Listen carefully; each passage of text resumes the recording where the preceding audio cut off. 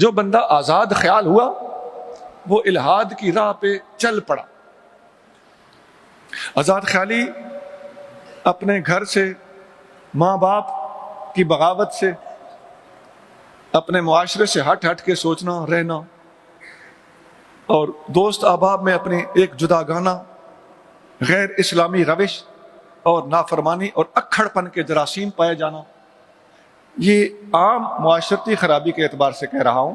جہاں تک مذہبی حوالے سے تعلق ہے تو مذہب میں بھی جو بندہ قرآن، حدیث، اجماع اور جمہور کی پابندی نہیں کرتا وہ آزاد خیال بنتا ہے، اپنی کتابوں میں آزاد تحقیق کے عنوان قائم کر کے اپنی مرضی کی تفسیر یا اپنی مرضی کی شرح حدیث وہ کرتا ہے، یا اقوال مختارہ کو قبول نہیں کرتا اور کسی اصول فقہ، اصول حدیث، اصول تفسیر کی پابندی کو چھوڑ دیتا ہے، اپنے نئے میزان قائم کرتا ہے یا میزان نام کی کوئی کتاب لکھتا ہے، اور وہ کتاب اہل علم کو پتہ ہے، مطالعہ رکھنے والے اس کو سمجھ رہے ہوں گے کہ میزان نام کی کتابیں آپ کے اصول فقہ کا توڑ کرنے کے لیے اسلام کے خلاف لکھی گئی ہیں۔ اب اتنی باریک بات کون سمجھے؟ اور اتنا بڑا الزام وہ قرار دیں گے کہ اسلام کے خلاف میزان لکھی گئی۔ ہاں، اسلام کے بنیادی اصولوں کو متزلزل کرنے کے لیے جو 1400 سال سے امت نے اصول فقہ مرتب کیے ہوئے تھے، ان کا توڑ کرنے کے لیے دشمنان اسلام نے، مستشرقین نے اور ملحدین کے ایجنٹس نے میزان قائم کر دیے۔ یعنی پورے کا پورا جو ہمارا نظریہ ہے، پورا جو پیراڈائم ہے، اس کو شفٹ کرنے کی کوشش کی گئی ہے، اور اسلام کی تحقیقات کا رخ جو صراط مستقیم پر جاری تھا اس کو ہٹا کر یا ادھر کرنے کی کوشش کی گئی ہے یا ادھر کرنے کی سازش کی گئی۔ حضرت مجدد الفسانی رحمہ اللہ کا ایک قول ہے، مکتوبات شریف میں موجود ہے۔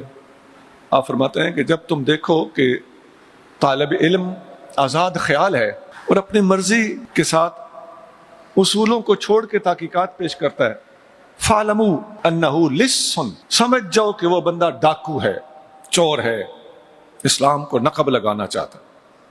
اب یہ مجدد الفسانی رحمہ اللہ کا جملہ تو مختصر سا ہے، بڑا سادہ سا ہے، لیکن جو پیچھے میں نے ساری باتیں آپ کو بتائی ہیں اگر وہ ہمارے ذہن میں ہوں تو اب مجدد پاک کے اس جملے کی قدر ہمیں سمجھ میں آئے کہ وہ کیا کہنا چاہ رہے ہیں۔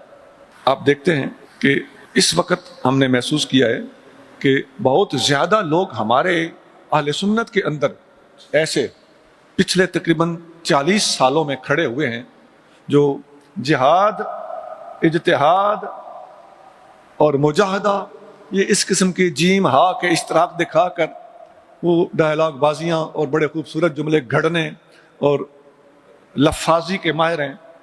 تو اجتہاد کے اور جدت کے بہانے سے اور جمود کو توڑنے کے بہانے سے اس قسم کی آزاد خیالیاں ان لوگوں نے اختیار کی ہیں، حالانکہ بے شک اجتہاد قیامت تک جاری ہے۔ الاجتہاد باق الی مر الدہور، زمانے گزرتے جائیں گے، اجتہاد جاری رہے گا، لیکن اس کی آڑ میں گزشتہ طے شدہ مسائل کو چھیڑ بیٹھنا یہ غلط ہے۔ ہر نئے مسئلے کو اجتہاد کی روشنی میں حل کرنا یہ امت پر لازم ہے، اور پرانے طے شدہ مسائل جن پر بطور خاص ائمہ اربعہ کا بھی اتفاق اور اتحاد ہو چکا ہو ان کو متزلزل کرنے کی کوشش کرنا اور بہانہ اجتہاد کا بنانا یہ آزاد خیالی ہے، یہ الہاد کی خشت اول ہے۔ جو بندہ یہاں آزاد ہو گیا وہ آگے کو نکلتا ہی چلا گیا۔ اس کی میں نے بہت سی مثالیں میرے ذہن میں ہیں، وہ ان کو میں ریزرو رکھتا ہوں۔ اہل علم سے اور محنتی طلباء سے درخواست ہے کہ موجودہ دور میں آپ خود ان چیزوں کو سمجھنے کی کوشش کیجئے، کس شخصیت نے اجتہاد کے بہانے سے طے شدہ مسائل کو ہاتھ ڈالنے کی ناپاک کوشش کی ہے۔ دوسرے نمبر پر الہاد والوں کا طریقہ واردات آزاد خیالی کے بعد علماء کی مخالفت۔ ایک عالم کا دوسرے سے اختلاف ہو سکتا ہے، ایک مسلک کا دوسرے مسلک سے اختلاف ہو سکتا ہے، جو کہے کہ سارے ہی علماء غلط ہیں، یہ ملا ہیں، یا یہ کہنا کہ صوفیاء کسی کو کچھ نہیں کہتے۔ ملا ہر دور میں اس طرح کے ملا ہوتے رہے ہیں جو تکفیر کرتے رہے ہیں، کبھی کسی صوفی نے کسی کی تکفیر نہیں کی۔ اس قسم کی باتیں یہ بھی ملحدین کے وہ پہلے سے بھی اوپر کے درجے کے ملحدین اور ان کے سہولت کار، ان کے کارندے یہ اس قسم کی باتیں کر رہے ہیں، اور یہ ساری باتیں نیٹ پر موجود ہیں۔ ایک عالم کے خلاف یا ایک فرقے کے خلاف بولنا یہ سمجھ میں آتا ہے، لیکن طبقہ علماء کے خلاف بولنا یہ سوائے ملحد کے، سوائے دین اسلام کے دشمن کے، سوائے اس شخص کے جو نبی کریم صلی اللہ علیہ وسلم کا دشمن ہے، اس کے یہ کسی اور کا کام نہیں ہو سکتا۔ یہ بات نوٹ کریں، طبقہ علماء کے خلاف من حیث المجموع بولنا یہ الہاد ہے، یہ دشمن اسلام کا کام ہے، یا ان کو ملا کہہ کر ان کی توہین کرنا یہ کسی مسلمان کو زیب نہیں دیتا۔ یہ ہمیشہ یہ کرنا ہے، اسے خود خاص سمجھ ہو نہ ہو، یہ راستہ ملحدین کا راستہ ہے۔ ویسے میں نے ایک بات چونکہ پہلے کی ہے کہ ان کا خیال ہے کہ صوفیاء کسی کو کچھ نہیں کہتے، یہ بات میں تھوڑی کلیئر کر دوں۔ یہ مختلف جملے آج کل بولے جا، صوفی کا کوئی مذہب نہیں ہوتا، صوفی کسی کو کچھ نہیں کہتا، صوفیاء نے کام کچھ نہیں کیا، صوفی کسی کو کافر یا مرتد نہیں کہتا۔ اس قسم کے جملے جب آپ سنیں تو سمجھ جائیں کہ یہ نام نہاد صوفی صاحب یہ ملحد ہے، اور انہیں نہ کوئی مطالعہ ہے، نہ انہیں دین کی بقا سے کوئی غرض ہے، نہ ہی حضور صلی اللہ علیہ وسلم کی امت کی اصلاح کرنے سے انہیں کوئی واسطہ ہے۔ میں مختصراً بتا دیتا ہوں کہ صوفیاء نے ہر دور میں بہت زیادہ کام کیا ہے۔ دیکھیے حضور غوث اعظم نے تفسیر لکھی رضی اللہ تعالیٰ عنہ، علامہ جلال الدین سیوطی جن کو ہمارے کتب میں لکھا ملتا ہے کہ 70-75 مرتبہ نبی کریم صلی اللہ علیہ وسلم کی بیداری میں زیارت ہوئی۔ صوفی ہے کہ نہیں؟ قرآن کی تفسیریں لکھی، تفسیر نہیں تفسیریں، اور اتقان جیسی کتاب علوم القرآن پر لکھی۔ شاہ ستہ میں سے ہر کتاب کی شرح، حتیٰ کہ موطا امام مالک کی شرح ایک علامہ سیوطی نے فرمائی۔ تو دین کا کتنا کام ہے جن لوگوں نے کیا ہے۔ امام غزالی کا کام رحمت اللہ علیہ اگر وہ جمع کیا جائے تو دنیا حیران رہ جائے کہ اس بندے نے اپنے دور میں کس کس باطل فرقے کو کس طرح للکارا ہے۔ روافظ کا رد امام غزالی نے کیا ہے۔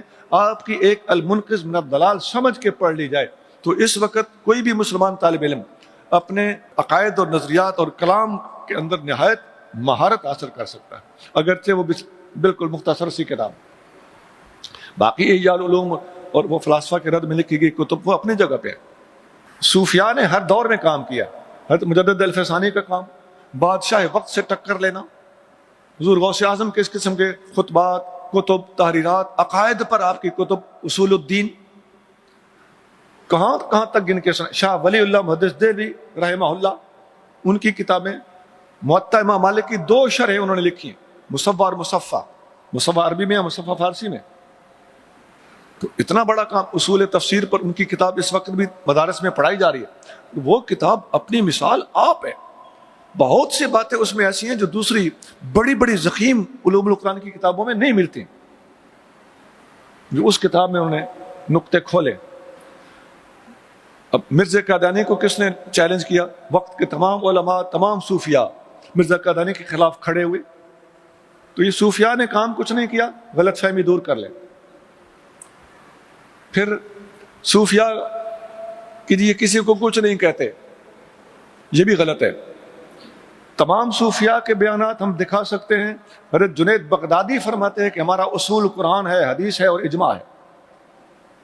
حضرت داتا صاحب رحمۃ اللہ علیہ علم کا پورا چیپٹر کشف المحجوب میں قائم کرتے ہوئے اپنے اصول اور قواعد اور ضوابط یہ بتاتے ہیں کہ ہمارا ماخذ قرآن ہے، حدیث ہے، اجماع ہے۔ جہاں تک تکفیر کا تعلق ہے، پہلی بات تو یہ ہے کہ آپ جانتے ہیں سیدنا ابو بکر صدیق رضی اللہ تعالیٰ نے مرتدین کا مقابلہ کیا، ان کو کیا قرار دیا؟ مرتد قرار دیا کہ نہیں؟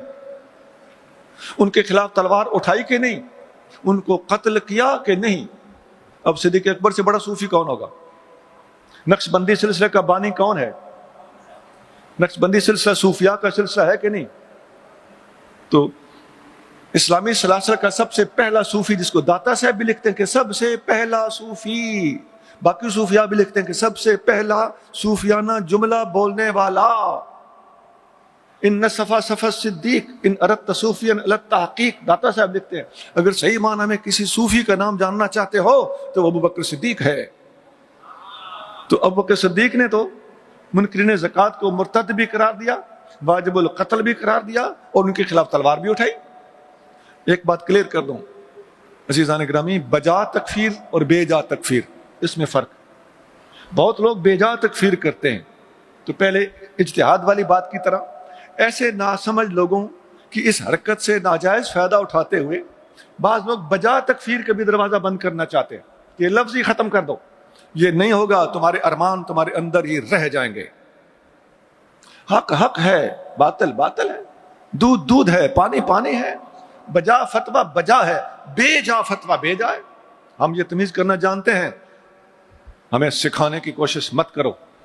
حضرت حسین بن منصور حلاج رحمہ اللہ، ان کی سب سے پہلے تردید کرنے والے حضرت جنید بغدادی۔ حضرت داتا صاحب نے کشف المحجوب میں لکھا ہے کہ حضرت حارث محاسبی رحمہ اللہ بیٹھے تھے اور ابو حمزہ ایک صوفی ہیں، وہ ان کے مرید تھے۔ مرغے نے اذان دی، ابو حمزہ نے اللہ اللہ اللہ کہنا شروع کر دیا۔ ان کے مرشد حضرت حارث محاسبی نے چھرا نکال لیا، بولا